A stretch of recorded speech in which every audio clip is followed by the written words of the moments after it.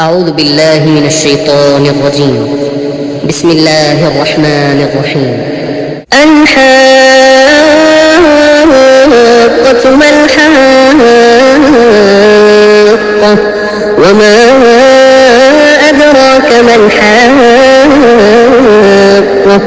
كذبت ثمود وعاد بالقارعة فأما ثمود فأهلكوا بالطاغية وأما عاد فأهلكوا بريح صرصر عاتية سخرها عليهم 7 ليال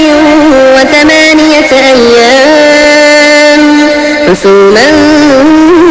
فترى القوم فيها صرعا كأنهم أعجاز نخل خاوية فهل ترى لهم من باقية وجاء فرعون ومن قبله والمؤتفكات بالخاطئة فعصوا رسول ربهم فأخذهم أخذة رابية إنا لما طغى الماء حملناكم في الجارية لنجعلها لكم تذكرة وتعيها أذن واعية فإذا نفخ في الصور نفخة واحدة وحملت الأرض والجبال فدكتا دكة واحدة فيومئذ وقعت الواقعة وانشقت السماء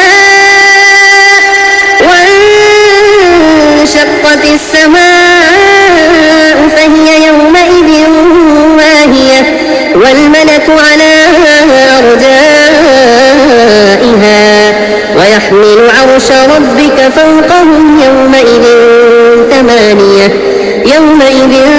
تعرضون لا تخفى منكم خافية فأما من أوتي كتابه بيمينه فيقول هاؤم اقرءوا كتابيه إني ظننت أني ملاق حسابيه فهو في عيشة راضية في جنة عالية قطوفها دانية كلوا واشربوا هنيئا بما أسلفتم في الأيام الخالية وأما من أوتي كتابه بشماله فيقول يا ليتني لم أوت كتابيه ولم أدر ما حسابيه يا ليتها كانت القاضية ما أغنى عني ماليه هلك عني سلطانيه خذوه فغلوه ثم الجحيم صلوه ثم في سلسلة ذرعها 70 ذراعا فاسلكوه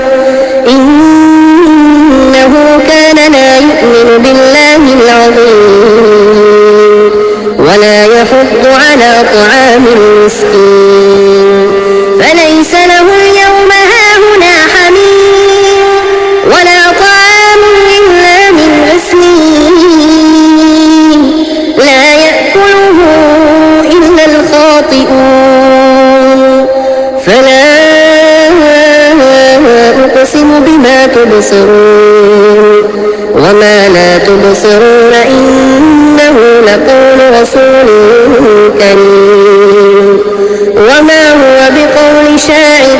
قليلا ما تؤمنون ولا بقول كاهن قليلا ما تذكرون تنزيل من رب العالمين ولو تقول علينا بعض الأقاويل لأخذنا منه باليمين ثم لقطعنا منه الوتين فما منكم من أحد عنه حاجزين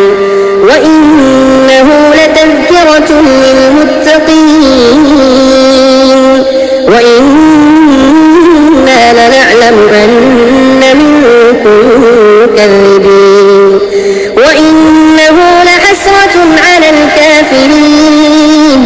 وإنه لحق اليقين